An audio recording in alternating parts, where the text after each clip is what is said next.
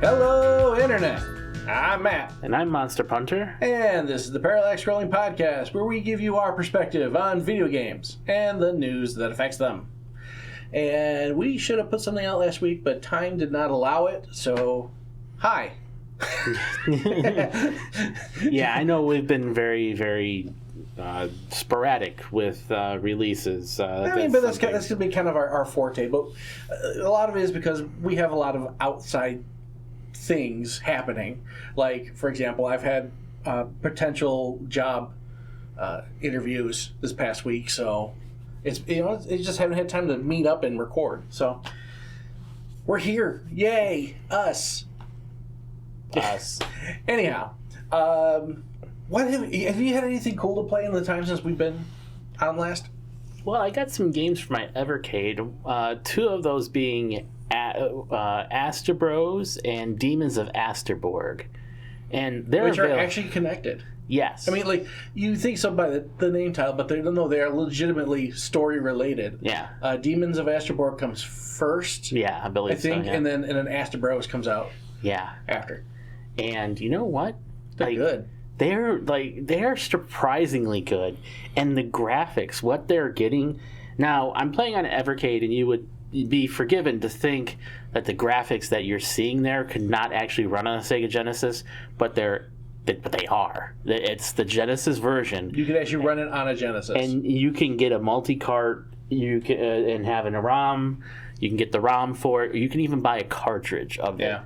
And what they're getting out of the Sega Genesis is quite impressive. I'm like, even Xenocrisis, what they're getting out of the Sega Genesis is amazing too. Yeah, no, Xenocrisis is it's a solid game. It's such a good game. The graphics, the controls, everything about it, that game is just solid. So I've been playing that. I've been playing Asterbros. I've also tried out Yakuza 0. And for those eagerly awaiting your opinion in our comment section. Well, I've talked with him personally, but I'm going to be able to play it some more. I can see why people like it so much. Yeah, I get it. I genuinely get it. The gameplay is good. The story and setting is where I have a hang up, because I'm not typically into your gangster like stories. I just don't really do those whatsoever. They've never truly interested me, but I'll play this one a bit more, and I'll have something to say about it the next time we record. Well, and not every game is for every person. That's something we got to keep in mind too. Sure. But I can recognize that I can recognize, just like with God of War, I can recognize why people like it so much. I can see that the production value is really high. I can see that they put a lot of time and effort and style into it. I get it. Okay. That. So I've also been playing Final Fantasy VII Crisis Core Reunion, getting ready for the release later this month. Okay. Well, speaking of Final Fantasy, I'd like to speak more on it, but I can't, because you haven't played it, and I'm mad. Faxanazu sucks. Okay, first off, you're wrong on so many accounts. Sorry, I just had to throw that in there at some point today. Secondly, I have beaten Final Fantasy 16. I've played the main story. Oh, yeah, that's right.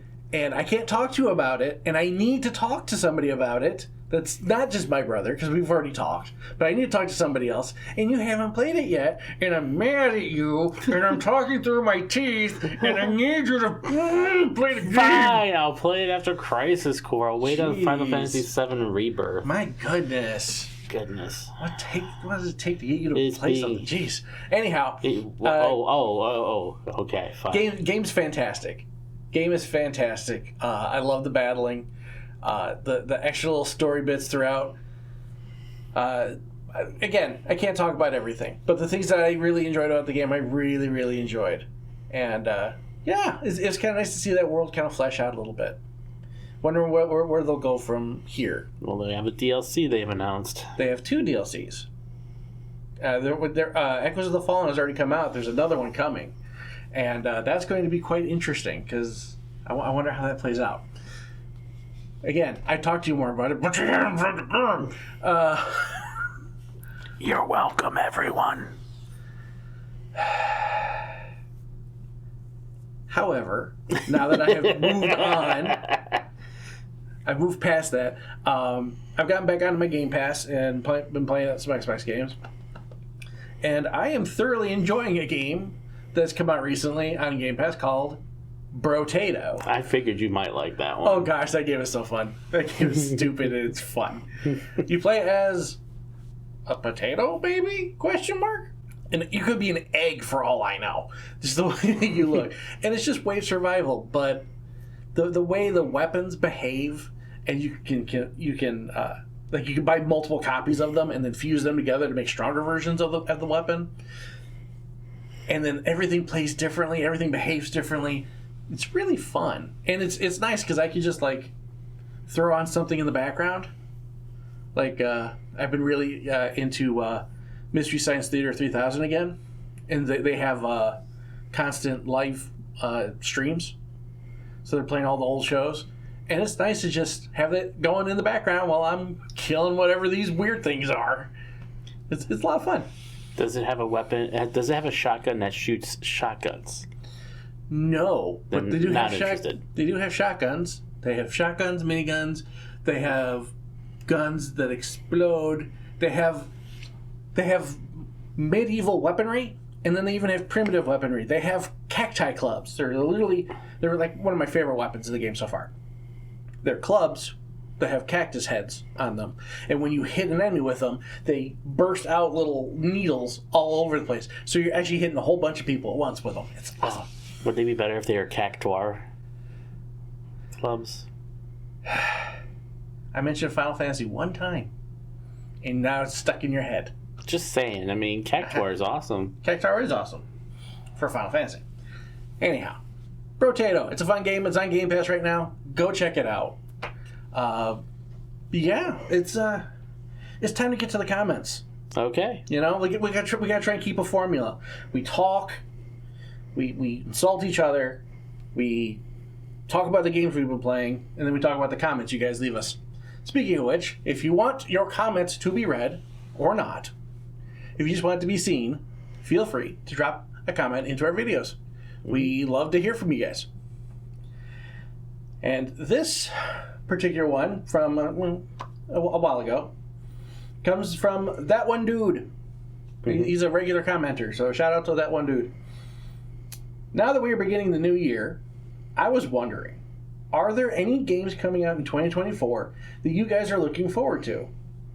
I'm looking forward to the Persona 3 remake since I never played the original and I recently beat Persona 5 and 4. Well, as of recording, Persona 3 is out. Just came out, yeah. I want to play that myself. Final Fantasy VII Rebirth is looking really good. Absolutely. Final Fantasy VII Rebirth, I think, is like top of the list. Honestly, I think there's too many games. Yeah. But I think that's kind of the problem every year. Yeah. Is, it's like, I forgot about that game. Oh, I forgot about that game. Oh, yeah, that one too. But yes, no, there's definitely a lot of games. Hellblade from the Xbox Developer Direct. Senua's Sacrifice comes out this year, right? Yeah. Yeah. Looks really, really good. Grand Blue Fantasy Ringlink came out recently. Would like to have that one as well. You've played the demo, right? Yes. I actually played the demo. It is interesting. I thought it was not terrible interesting, like interesting. Yeah. As we're looking at a video, Indiana Jones. Yeah. I think that comes out this year. I don't know. I don't know about that. I'm looking forward to Indiana Jones. Trails from Daybreak, but that's because it's Oh yeah, I do want to. Avowed. Avowed looks fun. Looks like a little bit more intense Skyrim. Doesn't because we were talking about Square Enix, doesn't the Mana game come out this year? Yeah. So there you go. Is it Visions of Mana? I think is what it is. Something like that. Yeah. Something like that. There's definitely a lot. Yeah, Visions of Mana. Yeah. But yeah, there's a lot. Well, then there's Hades 2. Oh, is that this year? I thought that got pushed to 25. At least I'm pretty sure it's this year. Okay.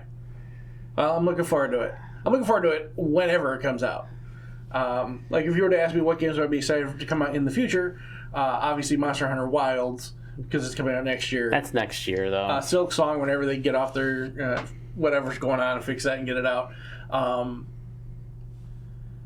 Yeah, I mean, there's a ton of games. Actually, since you got this up, why don't we talk about this as it kind of leads into some conversation. So, first news story, we kind of want to... There's been 2 major directs since we last talked, so we're going to try to get through these, in a relatively efficient manner. Quickly. But I think the biggest one from these that I'm excited about is the Sonic X Shadow Generations. Because I love Sonic Generations, and to have Sonic X Shadow, I think is going to be really cool. The Sonic Generations was very good.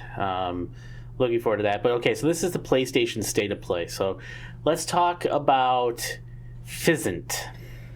Okay, that was good. And then on to... listen. Look. If you love Hideo Kojima games, cool. I enjoyed a couple of them myself in the past. But I'm very, very concerned about this man's mental well-being, and possibly even his physical well-being, because he might be on some very strong substances to come up with some of the stuff that he does. I don't know what to say. Yeah, and he has the Xbox game that's coming out exclusive for. Is it exclusive? I think it's exclusive for Xbox. Oh wow! But now they have this, and so. I mean, his studio's making a fair number of games at this point. And with Death Stranding 2. Right. Death Stranding 2. Never played the first one. Didn't have an interest. I never played the first one either. Was not interested in Walking Simulator. I know that's probably oversimplifying. That's an over-exaggeration. Yeah, I agree. I agree with that sentiment. Like, I was like, yeah, it just didn't appeal to me. But still. Hideo Kojima games just in general are not things that I'm typically interested in. And not saying that they're bad games, they're just not really for me. I will say this, though. Had Kojima been able to stay with Konami, from what they showed from PT, that was going to become Silent Hills. Yeah. That looked like that would have been something amazing. Possibly. But, Konami kind of dropped the ball on that one. Well, Konami dropped the ball on everything. They got out of this making video games entirely. Well, they're back, but... They're back only because, I think they're back almost because of public ridicule, I think. Yeah. Like, the fact... What happened to Castlevania as a series is just a tragedy. Yeah, absolutely, it's a tragedy. It's one of the greatest... Which... shout out to the Transylvania Adventures of Simon Quest. We're looking forward to that. My brother's convinced that they're going to change the name before the game actually comes out because he's waiting for a lawsuit from Konami. And we'll see. Yeah, we'll see. I doubt it, but yeah. So Konami released a Silent Hill teaser, I want to say. And, they stealth launched it. Yeah, stealth launched it. Silent Hill, the short message. Yeah. So there's the new Silent Hill game coming out. I've not ever been a big Silent Hill fan. I played the first one, and the fact that the fog was like just 2 feet away from you, it felt like. But that was intentional. Exactly. Yeah. No, and I get that, but I'm saying, but like that was the element they were going for, and again, that element isn't going to hit for every person. Yeah, I couldn't stand it. And I tell you what, the first half of the game. Terrifying, especially because you start hearing radio static and you're like, oh no!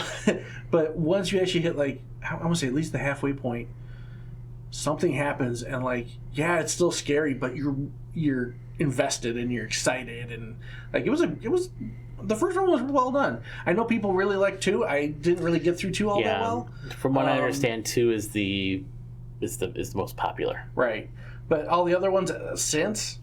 No, not for me. But Rise of the Ronin looks like a good action game.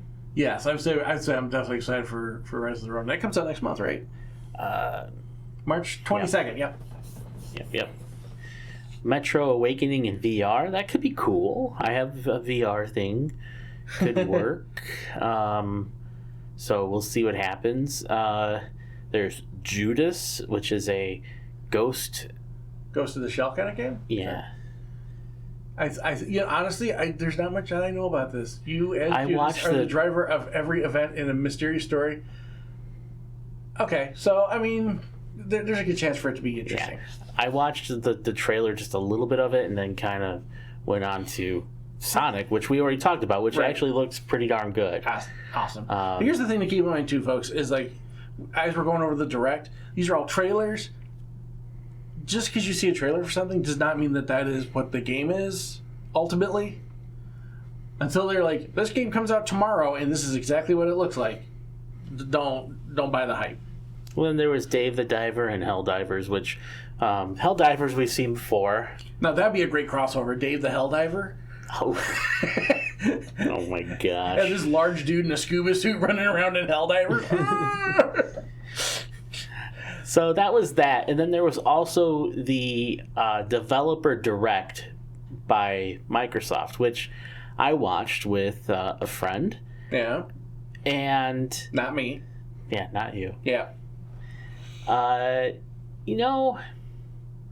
Indiana Jones looks interesting. I'm gonna dig it. I'm gonna have fun with it.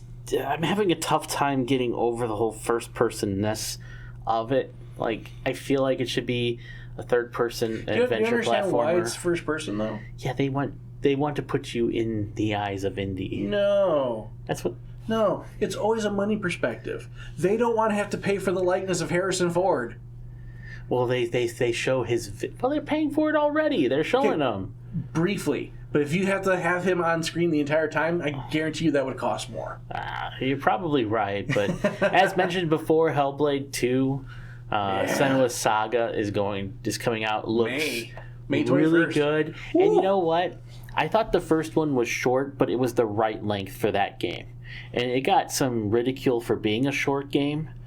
I didn't feel like it was a short game. Granted, I didn't get to finish, but I don't feel like it was short at all. It's only like 6-8 hours, somewhere in there. I don't know. This took me longer. And I think it's fine for the size, the length that they're asking for. And this is supposed to be a $50 game, so it's not supposed to be a full price game. So the idea that it's a little bit shorter, the immersion that it has, looks like it's going to be really interesting.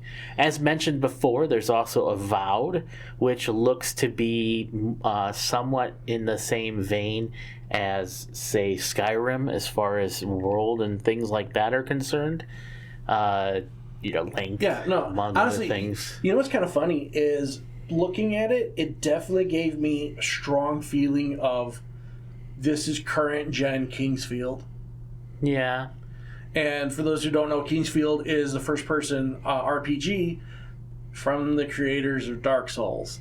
Kingsfield is literally what got the ball rolling in that direction. So this looks like a current-gen version of that, and that's exciting to me.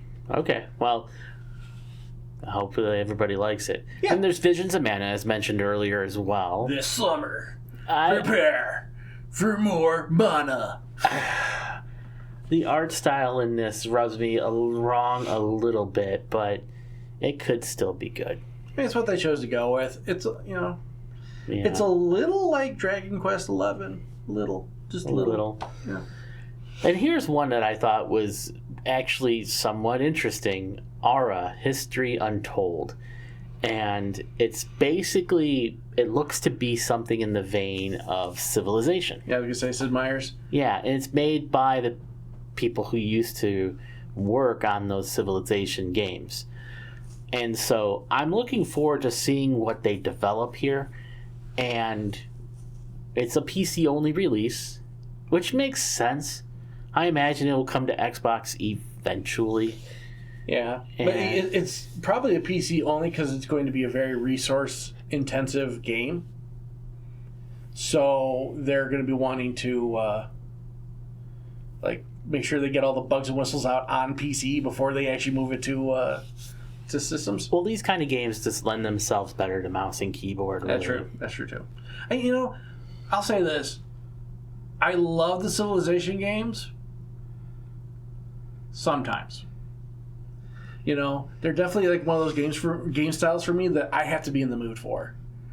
Because I'll say this, my favorite one so far has been Sid Meier's Civilization's Revolution on the consoles, because it was so bonkers. It's just like, when I got to a point where I was Abraham Lincoln with my sci-fi soldiers and the mini nukes, and they were running around town to town for America, it was funny.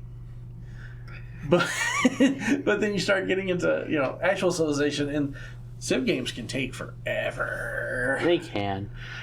My best Civilization story is from Civilization 1. We had a militia from the very beginning of the game.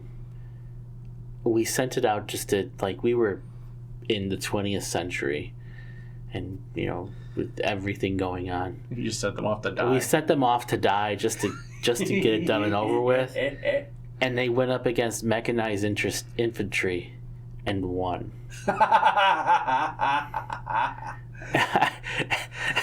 We were looking at it. That's great. Wow! So we brought him back to the base. You retired, buddy. You're done. We won't try to kill you again. We're sorry.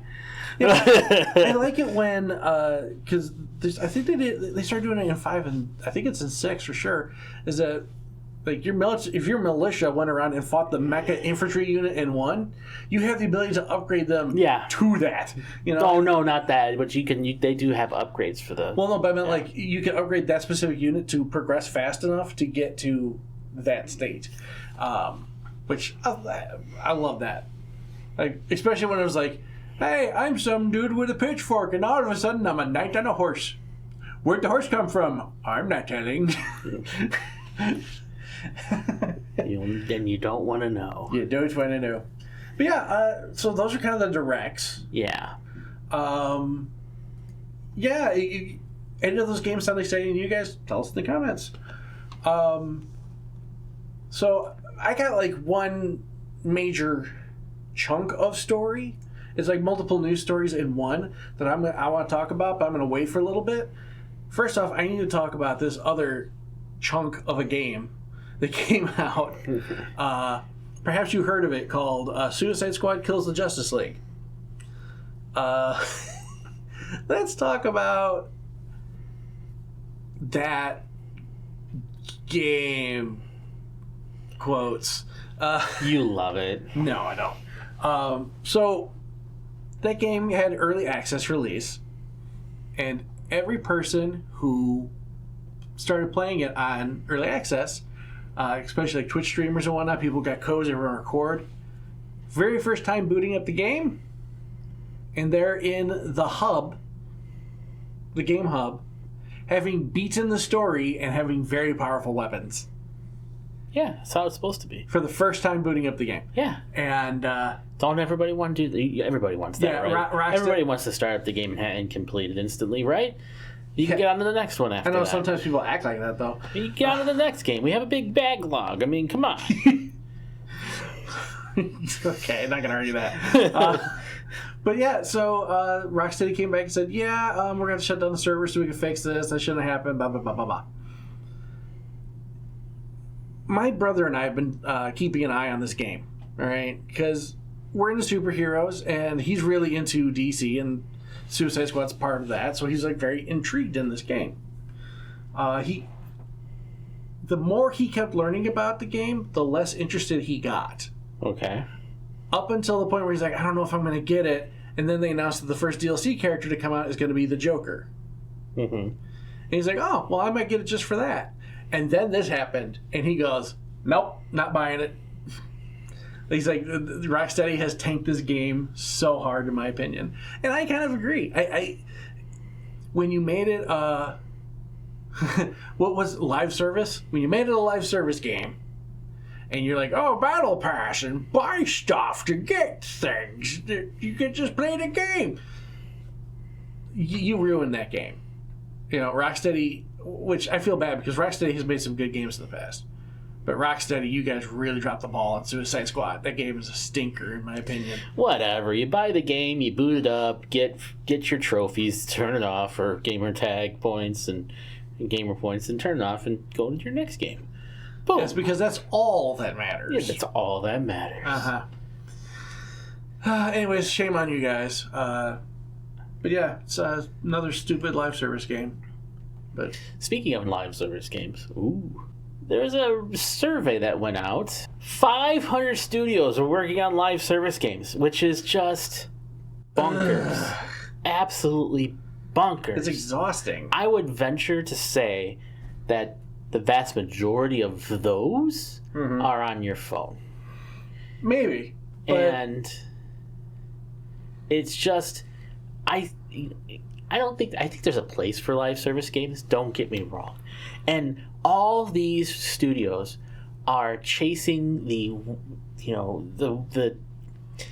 how do I put it? It's the grand prize, like hitting the jackpot in a lottery. If you get a live service game that hits, you can make just an absolutely absurd amount of money. Just look at something like Fortnite.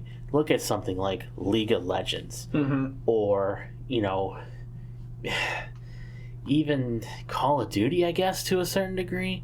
You don't have to buy it every year. Just the fact that you could put out a game and then just keep monetizing it again and again and again and again and again and again on just little things is, what these empty suits want. Yeah. And so here we are. We live in a world where there's going to be 500 studios making upwards of 500 different live service games. And you know what's going to ultimately happen? Up to? Try probably over. Yeah. They're probably going to be making multiples. Maybe. But I mean, like, if they're all working on it right now, I would assume either it'd be 500 or less if multiples are working on the same one. Possible.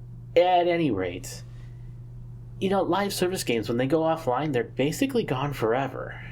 I mean, there's a real game preservation issue here, in my opinion. What becomes the problem is you need somebody with access to all the code data to put up a server for people to play on again.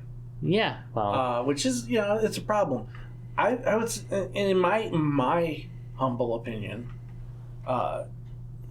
live service games should not be a thing unless the price tag on the actual game is free. That's my, or I'll even concede half the price of a normal game, because it's ridiculous for this game costs you an arm and a leg and now you need to spend more money. No, you're just greedy and you're stupid. But people, and you probably smell do that. The market has spoken. People want these things. It's just unfortunate, in my opinion. Yeah, it's dumb. Don't want to talk about loot boxes and everything today, and microtransactions and other. That's like a whole podcast in and of itself. Yeah, but suffice it to say, I think they're somewhat predatory, at least somewhat predatory, and possibly manipulative.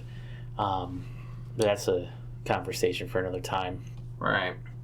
But moving on. Yeah, speaking of live service games and servers online, let's talk about the big chunk story. So obviously, between the last time we talked and now, there's been possibly the biggest game to release in quite a while, and it comes in the form of cute little animals and wielding guns. And no, it's not Pokemon, folks. Yes, no, not Pokemon, even though people think it should be. But everybody knows about this by now. It's called Pal World. It's Pal World. So let's talk Pal World. This is kind of my big chunk story. This is the three things together. Okay, but what?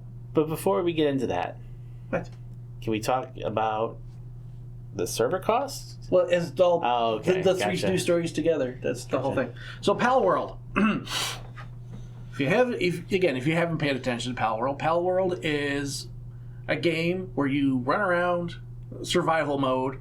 You can make weapons, you can build buildings, and you can find something called Pal Balls, which doesn't sound like anything else.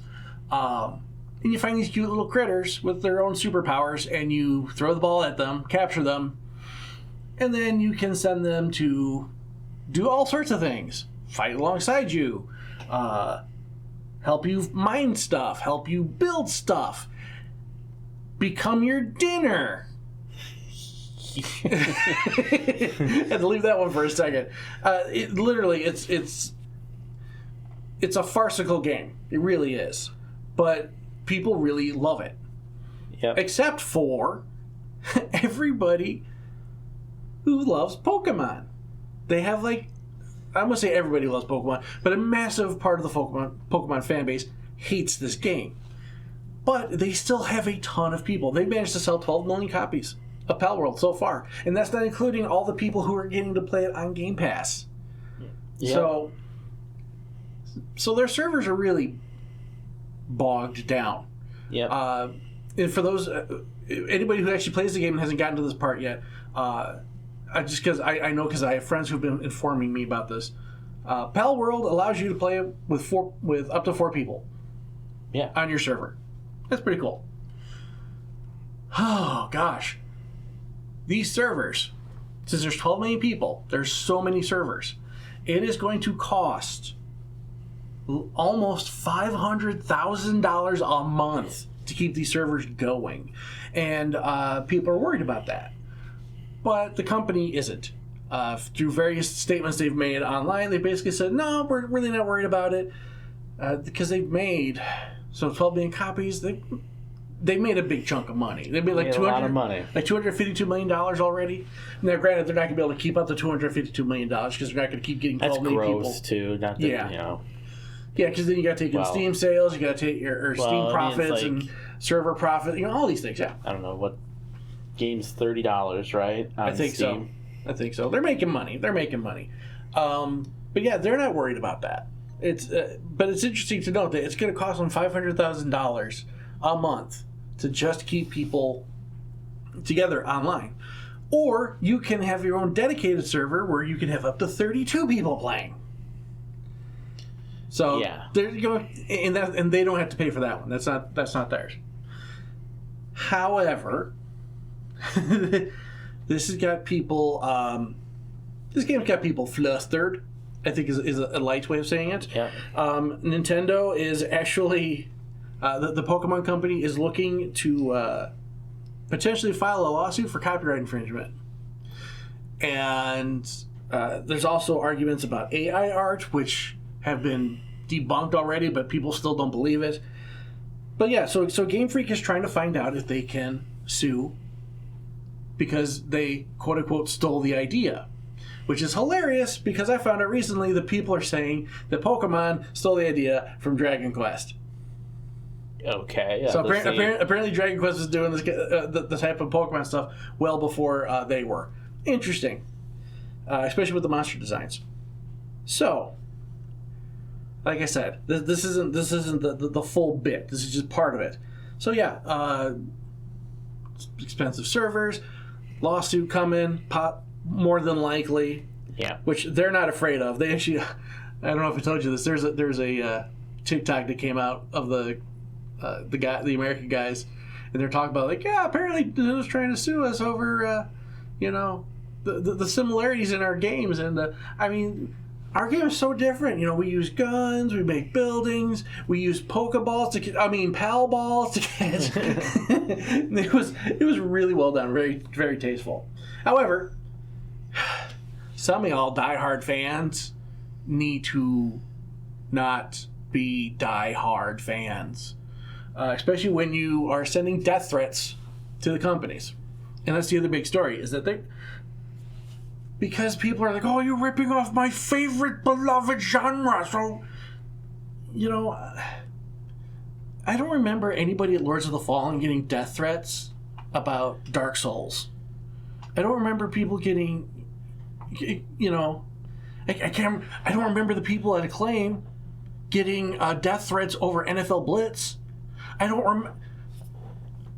People, figure this out. This is not that hard. This is unacceptable behavior. And if you've ever actually played Pal World, that's the problem. Most of the people complaining are people who have not played the game or seen gameplay of the actual game. To make a comparison. There's oh, look at the art. That's all I need to look at to know. No, you need to look deeper. Well, at the end of the day, it's a survival type game. So you're not interested, I know. Yeah, I don't play survival type games. Sorry, everybody. It's just not my cup of tea. Right. But it's just this game is big enough, and with what's been happening, important enough to talk about. All of these things are important. Like, at what point can you say, "Oh, this is my IP. How dare you steal my content?" And then have that same rabid fan base go, "Oh, well, you need to die for doing such a terrible thing," all while you're trying to still sell a successful game and keep your servers up and going because it's costing a lot of money. This has got to be a very stressful time for Pocket Pair. Well, so, support, guys. I offer you emotional support as best I can do. Here's the thing. $500K a month for servers is pretty steep. And keep in mind that was the number of players we're talking about here. I imagine their server costs will go down as the player base dwindles over time. And they won't, unless something happens, I don't see them keeping this pace for long. I mean, but I don't think they need to, and I don't think they intend to. Sure, but at the end of the day, too, I mean, servers aren't cheap, and $500,000 a month. Granted, this game, I just did some quick math here, and, at $30 a copy, 12 million copies. 252 million? Yeah. Well, that's after the cut for Steam in this case. Right, no, but that's how I thought it was. So 252 million, I mean, they can keep those servers at 500K going for quite some time here. But... let's see, that would be 504 months. Are you sure about that? Hold on. 252,000 or 252 million divided by 500. Yeah, 504 months. Yeah, 504 months. Jeez, I know my maths. I am almost impressed. How many years is that, Mister? But anyway, my point is that the servers aren't cheap, and compared to how much money they're making right now, 500K is nothing. So that's why the person says we'll keep them up forever because they've made that much money. But this is the reason why live service games just keep dying, because if you don't get a big enough player base, you're just not going to be able to keep the servers going, and so games just die. So. I know people hate that, Microsoft and Sony charge a fee for you to play online.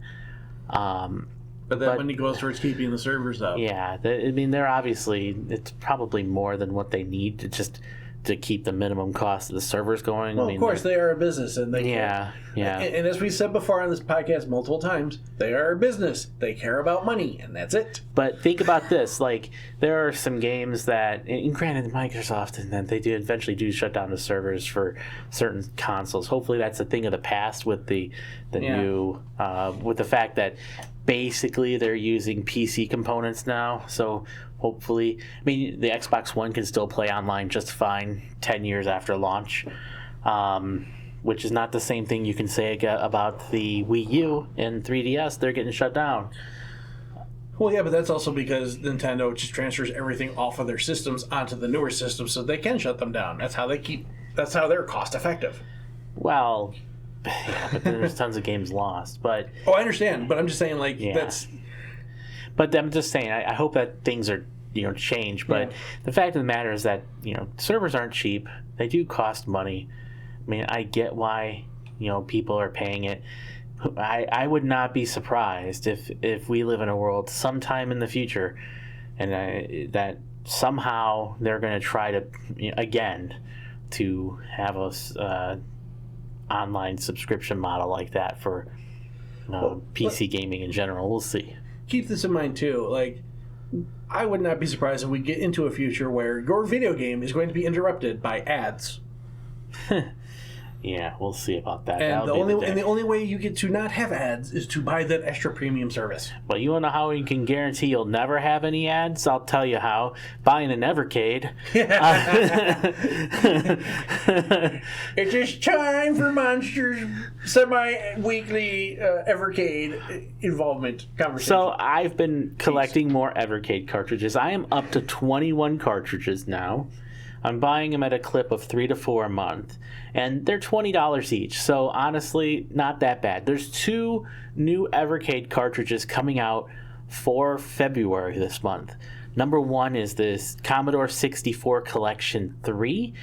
Honestly, I had a Commodore 64 growing up, but I don't recognize any of these games other than Summer Games 2. Oh, Cybernoid. I don't know about Cybernoid 2: The Revenge, but I know Cybernoid. Yeah, but I mean, there should be some nice gems on here. Yeah. The other thing too is that they're coming out with Indie Heroes 3. Now, the interesting thing about Indie Heroes 3 is that all these games have been available to Evercade members, or if you own an Evercade, a Versus, you've been able to play these games because every month there's a new game to play, and they eventually get tossed into a collection like this. So there's also 26 games in total between the 2 cartridges coming out this month. Which is a lot. Yeah. And Donut Dodo looks really good. Donut Dodo, I've had on my Steam wish list for a long time now. So I'm excited that it's coming out to the Evercade because it's the whole purpose of that game is to be like an old school arcade game. And those games are magical. Yeah. You can't deny it. But I plan on picking these up sooner rather than later. And, I think the Evercade's great. I mean, you get to, again, I've said this before, but, these are all, you can get these all through emulation. You really could if you really wanted to. You can just go online and get them and not pay a thing. And if that's how you have to do it, then I'm not going to sit here and criticize you. But being able to support these developers Especially and have a game physically. Yeah. Especially because, as we've said before, when you buy a game from the Evercade, the developers get a cut of that money every time. Yeah. So that's fantastic. Yeah. I enjoy having the games physically. I enjoy the fact that these people get paid for their work. Yeah. And I think it's the right way to do it personally. So I'm a big fan of Evercade. Oh, and one last thing before we go. You mentioned this briefly earlier. Yes. Get into it. There's somebody I've been talking to who will remain nameless on the podcast who keeps telling me I shouldn't get Grand Blue Fantasy Relink. I'm buying Grand Blue Fantasy Relink. It looks really good. I like the art. I like the gameplay. It's going to be mine. Hinch, hinch, grumble, grumble, grumble. It is the opposite. It is the opposite of Faxanadu. I'm going to edit that out.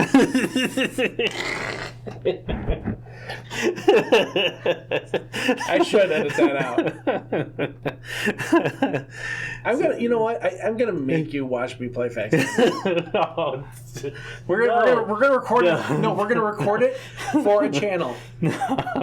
And actually, you know what? This is actually a great side conversation. I didn't think about this.